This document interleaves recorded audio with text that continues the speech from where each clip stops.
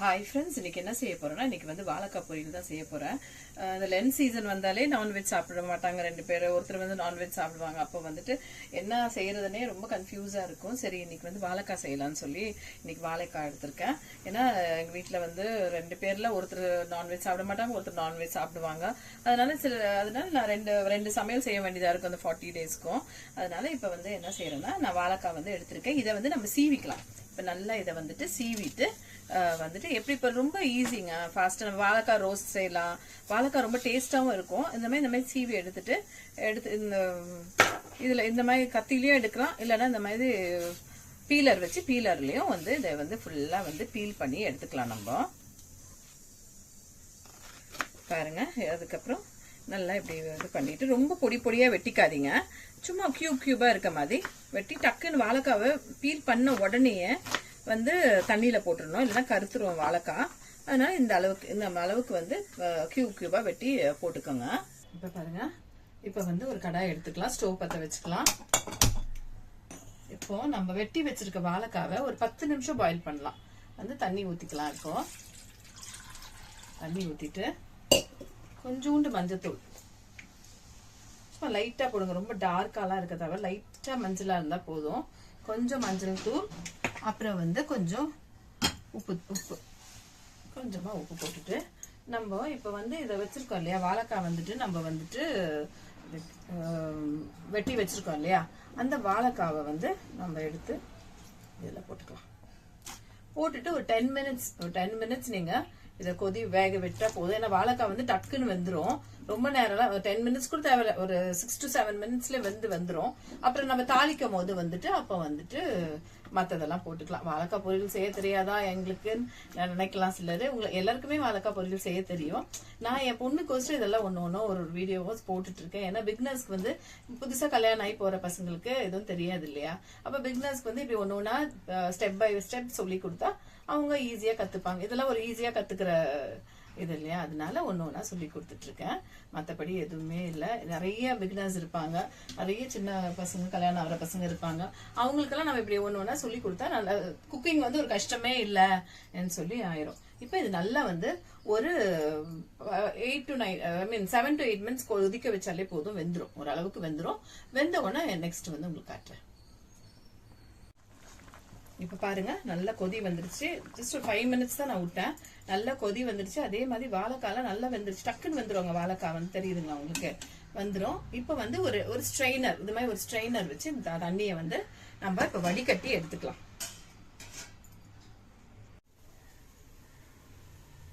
இப்ப பாருங்க, நான் 2 பார்ட்டிஷனா எடுத்திருக்கேன். ஒண்ணு வந்து வெங்காயம், காஞ்ச மிளகா, கடலைப்பருப்பு, கொஞ்சம் கருவேப்பிலை, அது வந்து தாளிக்கிறதுக்கு போட்டுக்கணும். நெக்ஸ்ட் வந்து அரப்புக்கு வந்து ஒரு 2-3 பீஸ் தேங்காய், பச்சை மிளகா ஒரு 2 பச்சை மிளகா. இது ரொம்ப காரம் இல்லை, அதனால 2 பெரிய பச்சை மிளகா எடுத்திருக்கேன். ஒரு துண்டு இஞ்சி, அப்புறம் வந்து ஜீரகம், அப்புறம் பூண்டு, இதெல்லாம் போட்டு கொரன்னு அரைச்சுக்கோங்க. கொஞ்சம் பெருங்காயத்தூள், கடுகு, இவ்வளவுதாங்க இதுக்கு தேவையானது. டக்குன்னு பண்ணிடலாம், ரொம்ப ஈஸியா இருக்கும். இப்ப அரைச்சி எடுத்துட்டு வந்துடலாம். பாருங்க, ஸ்டவ் பற்ற வச்சுக்கலாம். இப்போ ஒரு தேவையான அளவு எண்ணெய் ஊற்றிக்கோங்க. எண்ணெய் வந்துட்டு எவ்வளோ வேணுமோ ஒரு 4 ஸ்பூன் அளவுக்கு ஊற்றிக்கோங்க. ரொம்பவும் வேண்டாம் இதுக்கு. எண்ணெய் ஊற்றிக்கலாம், இல்லை எண்ணெய் கம்மியாக வெந்தாலும் கம்மியாக ஊற்றிக்கோங்க, உங்கள் விருப்பம் தான் எண்ணெய்க்கு. இப்போ எண்ணெய் நல்லா சூடு ஏறட்டும். எண்ணெய் சூடு ஏறினோடனே நம்ம தாளிப்புக்கு வச்சிருக்க ஒன்னா போட்டு நம்ம வந்துட்டு வதக்க வேண்டியதா. ஈஸிங்க, அவ்வளவுதான். ஒரு 15 மினிட்ஸ்க்குள்ள வாழைக்காய் பொரியல் ரெடி ஆயிரும். ரொம்ப நேரம்லாம் எடுத்துக்காது, ரொம்ப ஃபாஸ்டா ரெடி ஆயிரும்.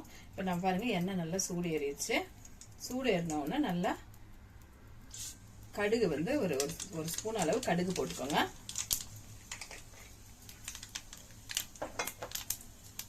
அதுக்கப்புறம் நம்ம வச்சிருக்கோம் இல்லையா இந்த காஞ்ச மிளகா, அப்புறம் கடலைப்பருப்பு. ஃபர்ஸ்ட் வந்து கடலைப்பருப்பை போட்டுக்கலாம்.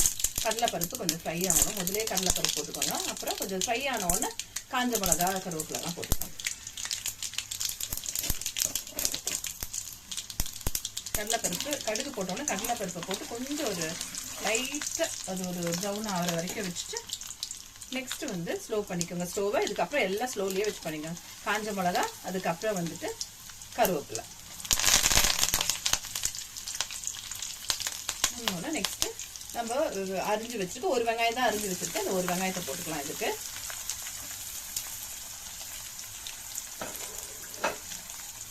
நல்லா வதக்கி விட்டுக்கலாம். வெங்காயம் வந்து வாழைக்காய் பொரியலுக்கு நிறைய வெங்காயம், ஒரு 1.5 வெங்காயம் கூட போட்டால் கூட நல்லா இருக்கும். பெரிய வெங்காயமா ஒன்று எடுத்தேன் நான்.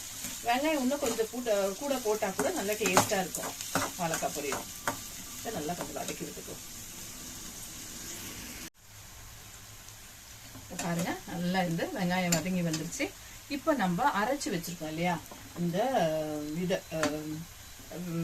என்னது தேங்காய், பூண்டு, அப்புறமா வந்து இஞ்சி, பச்சை மிளகாய் இதெல்லாம் இதில் போட்டுது. இதையும் போட்டு இதையும் ஃப்ரை பண்ணிக்க வேண்டியதான். கொஞ்சம் வதக்கி விட்டு அப்புறம் வந்து வாழைக்காவை கொட்டி நம்ம பண்ணிட வேண்டியதுதான். இன்னைக்கு நானே வீடியோ எடுக்கிற ட்ரைபாட் வச்சு, அதனால எப்படி வருதுன்னு தெரியல. பசங்க இருந்தால் அவங்க எடுப்பாங்க. 2 பேருமே ஒர்க் பண்ணதுட்டு இன்னைக்கு நானே சரி நம்மளே எடுக்கலான்னு சொல்லி தான் நானே வந்து எடுக்கிறேன். வீடியோ நல்லா கரெக்டாக வருதா என்னன்னு தெரியல. பாருங்க, இப்போ நம்ம வந்து இதையும் போட்டு நல்லா வதக்கி விட்டுக்கோங்க. தேங்காய் நல்லா உண்டுன்னு போட்டுக்கோங்க. வெங்காயம் தேங்காய்லாம் கொஞ்சம் நல்லா உண்டுன்னு போட்டுக்கிட்டிங்களா பொரியல் எப்போவுமே ரொம்ப டேஸ்ட்டாக வந்துடும். கம்மி பண்ணுறது கொஞ்சம் ஜாஸ்தியாக போட்டால் நல்லா இருக்கும். பாருங்க, இந்த வெங்காயத்தையும் கூட இதை சேர்த்து இந்த நல்லா வதக்கி விட்டுட்டு நம்ம வதங்கினோடனே நல்லா கொஞ்சம் நல்லா வதக்கி விட்டுக்கோங்க. நெக்ஸ்ட்டு வாழைக்காய், உருளைக்கிழங்கு என்ன பண்ணுறோம் இதெல்லாம் பண்ணால் கொஞ்சம் பெருங்காயம் லைட்டாக சேர்த்துக்கோங்க. ரொம்ப வேண்டாம், லைட்டாக கொஞ்சம் பெருங்காயம், ரொம்ப தேவையில்லை. அந்த வாய்வு பிடிக்கும்னு சொல்லுவாங்க இல்லையா, அது பிடிக்காம இருக்கிறதுக்கு தான் இது சேர்த்துக்கிறது. உங்களுக்கு வேணும்னா இது ஆப்ஷனல் தான். உங்களுக்கு பெருங்காயம் வேணும்னா சேர்த்துக்கோங்க, இல்லை வேண்டாம்னா வச்சுங்க. இப்போ நம்ம என்ன செய்யலாம்னா, இப்போ நம்ம ட்ரைன் பண்ணி வச்சுருக்கோம் இல்லையா அந்த வாழைக்காய், ட்ரைன் பண்ணி வச்சுருக்கோம் வாழைக்காய். இந்த வாழைக்காய் வந்து நம்ம இதில் கொட்டிடலாம்.